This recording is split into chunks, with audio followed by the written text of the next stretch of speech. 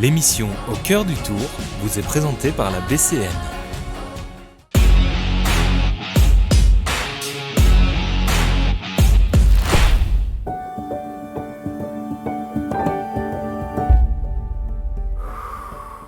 Je m'appelle Laura Buller. Actuellement, je suis le maillot jaune des femmes de 30 ans et première au classement général. Avant une course directe, 1 heure avant, je mange une banane. C'est mon fruit fétiche.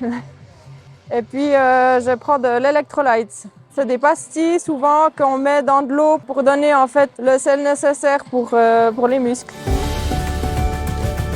Olivier Bourquin, micronutritionniste et je dirais même expert en santé holistique.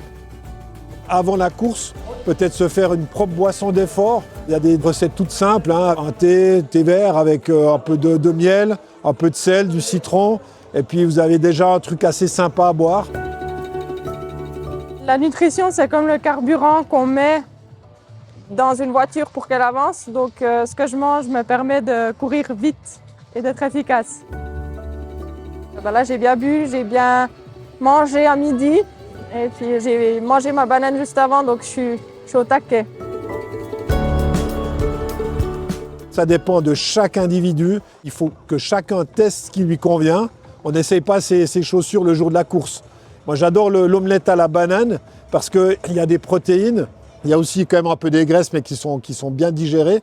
Avec la banane qui contient plusieurs types de sucre, toujours de la banane bien mûre, parce qu'on va avoir plus d'énergie que si elle est verte. Et en fait, ça, moi, en 20 minutes, une demi-heure, je le digère très bien, alors qu'il y aura peut-être d'autres aliments où il va me falloir 2 heures. Donc il faut chercher, il faut adapter, il faut le faire selon chaque individu, en fait. C'est pas tout à fait la même alimentation entre l'homme et la femme. Chez les femmes, en effet, par rapport au cycle, il peut y avoir des différences notoires. En période de cycle, le système nerveux sympathique est souvent plus actif. Donc il y aura plus besoin certainement de manger. Cette envie de manger, de consommer aussi peut-être plus de sucre, elle est logique. Donc il ne faudrait pas l'empêcher. C'est très personnel. Il faut donner des pistes. Puis après, il faut que les gens se les réapproprient, ces pistes. Alors oui, certainement, il y a des choses interdites. Typiquement, tout ce qui est très gras. Je ne vais pas manger un morceau de gruyère avant une course. Ça, c'est pas une bonne idée. La fondue avant la course, c'est certainement pas non plus une bonne idée.